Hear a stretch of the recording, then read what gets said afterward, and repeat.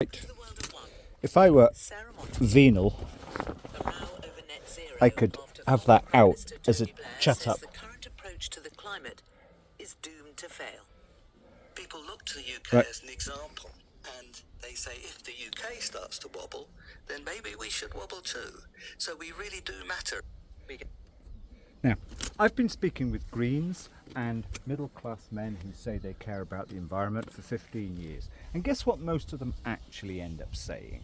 A many-year member of the Green Party, I have a recorded call with him. Oh yes, right. Everything must have three funny poetical aspects. Ooh.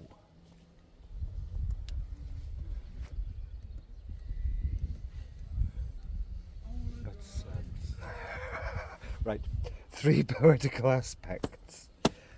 Yeah, first of all, why would you go around with that left on all the time? I mean, last time I worked for somebody, or was hired to work for somebody, she actually cancelled it after I got to the place, not because of me. I didn't even offer to kind of pay a bit of money for about 5 hours spent consulting with her on her building. Right, my work clothes are there just in case. Now, the whole idea is, hopefully, in fact, I'm being clothesist. See, there we go. There's the youth for you, the rich youth. They've got to have an exhaust pipe. You know, I thought these were actually illegal. Not here. They don't care about anything. But let's keep more to the point. Right, right. It's a beautiful summer's day. It's going to be not so nice in a couple of days. The Nazi Trust will come strimming. But strimming what? Right. Last year, for the first time in my whole life, I heard a British person who's connected to horticulture say, our crops have been really, really low affected this year. I think it might be the pollinators. Now, what are the Nazi Trust going to be doing? He's going to go round and get rid of all. It is literally a case of every flower counts. Now let's go back to the Tony Blair thing, because actually what this is about is, to me, the tragic word. Right. Yes, we've got to set an example. Every green, middle class, usually professional man I know, do you know what they say? They say, well, we need less people. So are you going to get the machine guns out and go and kill them all? They've all lost it. Even ones who are like top level at the Green Party, or have been. Right. This is actually about, yes, so I've got so much dirt on the Nazi Trust. When I call them the Nazi Trust to people, because they are. The way they treat nature is a joke. I've been filming them in different areas. What's the reality of Britain? If I identified this car park and put this film up, yeah, somebody will say, oh, our nice young men who are employed by the National Trust, you've been slagging them off. Now I'm slagging off the fact that the National Trust should be closed down when they're using Roundup Professional in the Cott Valley and Killioneck Valley, below St. Just. Only one other person, one man, said he'd noticed and he'd asked them about it. They were using it over about 6 weeks, 2 months. What? And the guy, the young man, with his spraying rig, contractor of course, okay, he actually said to me, oh, this is actually banned next spring, in other words now. Right, so he actually said this is actually banned. Of course I can't dare to say, well, why don't you stop using it then? Now, anyway, keep to the point. This is about, oh good, he's gone, right. The only word that I care about. And unfortunately somebody just spits it out. Your former Soviets just have been, and they don't even know what this, well, it's a word that has been so co-opted, Zen. Zen. Yes, they've been brainwashed down there at Hatesville Creek. Zen. This is what Zen is, okay. Now, also, at the same time, British culture. Okay, there was a magnificent thing in the 70s, and I watched it again about 7 or 8 years ago, called Survivor. Now, every stupid fucking bullneck bloke in Britain and the non-bullnecks, they will speak of things like nowadays, oh, you're a prepper. No, I'm not a prepper. I want as little as possible. I know if the shit hits the fan, it's going to get very violent, very quickly, very violent. Survivor was an absolute beautiful work of art. Yeah, where is it? About if everything breaks down and people are hungry. Da-da-da. Anyway, I'm going to get to this now. But it brilliantly told a tale, or used really great culture and thinking, culture plus, to bring forth the concept that even if the baddies are circling you on their Mad Max whatever, this is in the 1970s, they're hungry, they got guns. Don't. What was it, Ian? What was his name? I forget. The very gay-looking one. Don't shoot. They'll come back. They'll just bring back more guns. But here's the point. Women. Zenny Van. If you're a woman and are frightened, I know a few women who were just like, don't have an axe.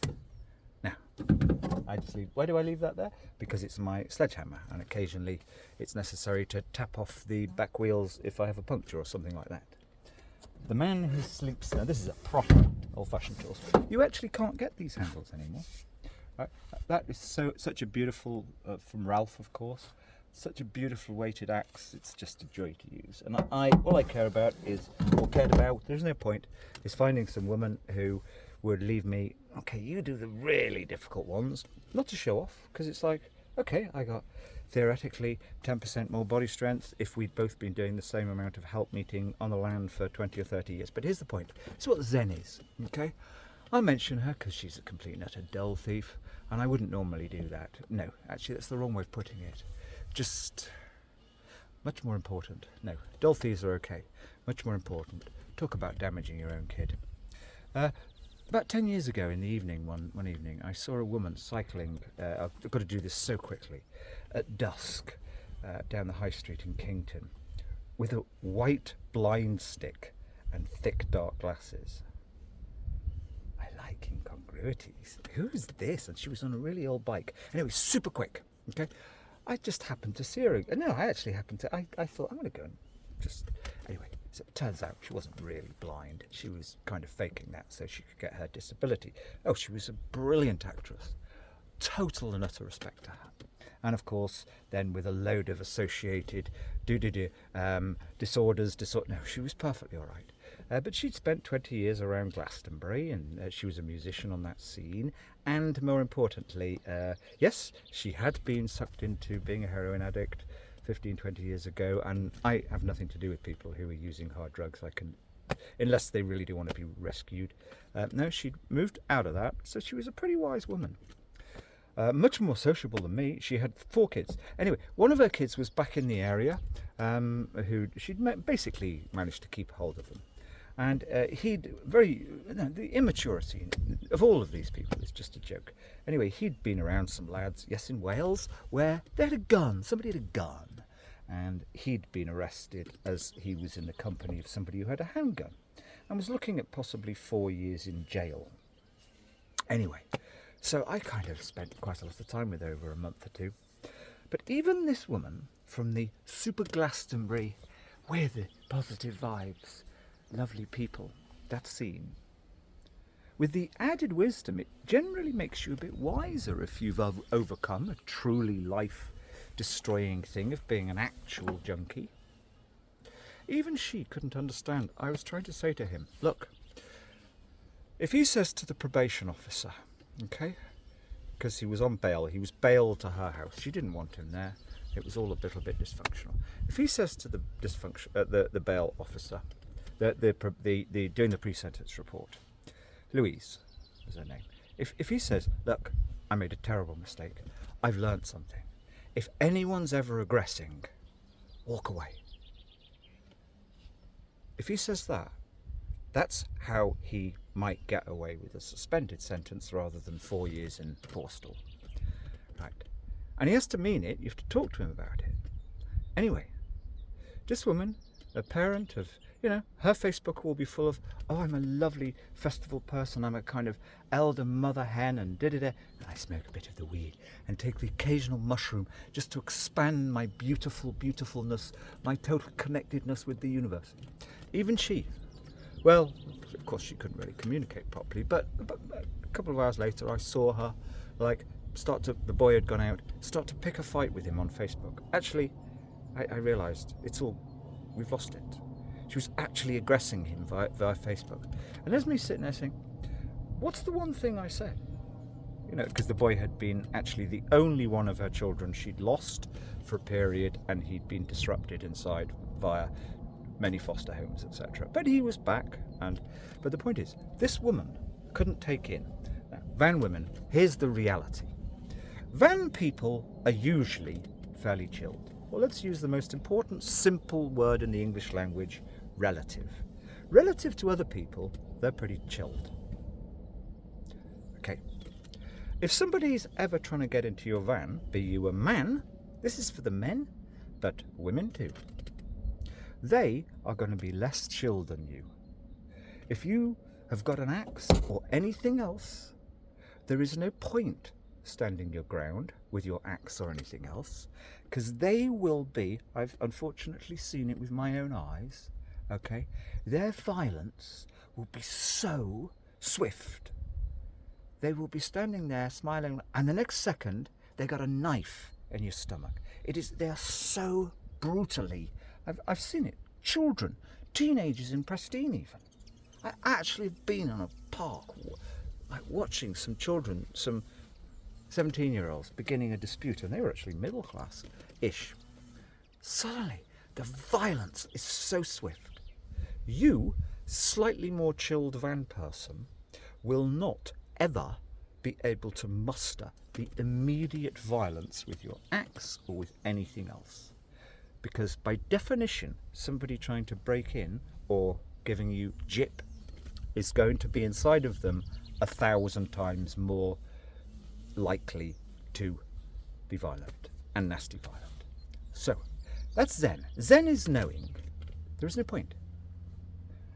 I wouldn't even, if somebody ever knocked on me or whatever, I wouldn't even remember I've got an axe there. It's just there because it's actually it's a safe place for it. I rather like my axe.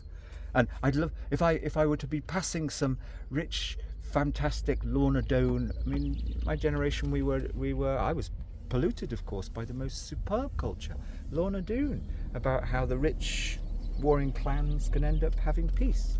If I'm on the opposing clan and I go past Lorna Doone's place and she's out there and she's not doing very well with her logs, I quickly want to get my axe out and come up like a knight in shining armour, because there's nobody. All the incomers, they want to make it a thing, chopping their wood. Anyway, but that's what Zen is. Okay, there's no point. But as this brilliant culture, Survivor, I think it's going to be still there on YouTube, it showed. Okay, it's a possibility. Maybe even if it's a 30% possibility, you're going to get killed if you don't barricade yourself in and get your guns out. But it's more likely that somehow you're going to find an accommodation over time, even with the aggressor. And that is the ideal. That means you can then have true Zen and always happily sleep and always be. Anyway, point being, if you're a van woman, also the other thing to do is what they call stealth vanning. Nobody knows I live in here, or very few people. Okay, it's quite possible to arrange your day such that, I mean, there are some places, this one, deliberately, I don't mind being spied on because there's somebody I want to be spied on by who lives around here. Not using that strimmer, but if you're somewhere where you can be spied on, in and out of your vehicle quickly and then off. If you're somewhere where you can't be spied on, you can loiter a bit more. but then at night making sure that you're not really seen. Nobody sees you in there. I mean, I met a fantastic young van woman, 22, 23, down at Cock Cove, who was born and bred down there, and she'd had enough of this country, and she was gradually training herself into being full van. She had a small one, just a bit bigger than this, and she was just so chilled. She said she was in Redruth one night and somebody bashed on the side a bit. I mean, you just have, it doesn't matter which sex you are, it's exactly the same. You're just, in fact, a man is probably more likely to get super violenced. Have it so that your keys are at hand, so you can jump in the front. Park somewhere where you've always got a clear getaway. But I've never been bothered. Have I had the police coming once? I can't remember. Yeah, once in Knighton. Good thing about Cornwall, you don't see them really very often. Anyway, there we go. The end. But Zen. Zen is. That's what Zen is. And the problem is, I've told many people that story. The story of Louise. She couldn't even, with all her I mean, she'd be about 45. This is what's happened in Britain. She couldn't even mentor her kid into, at least tell your probation officer that because somebody had, some opposing gang, they'd had a gun maybe, so this guy's mate, well, they've disrespected us, we got to get a gun. Okay, no. She couldn't even tell her 16-year-old boy, who she herself admitted he's very immature. Tell him, try and get it into him. Just walk away. Tell the probation officer you made a mistake to be in that little gang who were like, wow, we've got a gun, a handgun. This is, I can't even remember. It doesn't matter, right? Detail. But that's what's happened in Britain. I've told that story to many people and they can't even understand it anymore. There's no point. It will not end well. Even the fucking mongrel, who was the wisest man I'd ever met and most esteemed, he wouldn't be able to tell his kids that, because in actual fact there are no wise people in this country. The end. Simple. Half of this I don't actually need. I in theory don't need to go down here for 3 or 4 months unless there's a bit of work. I've got some work clothes there. That's it. But I'm being lazy not to cull out half the rest of the clothing. Right, that's it, the end. The end.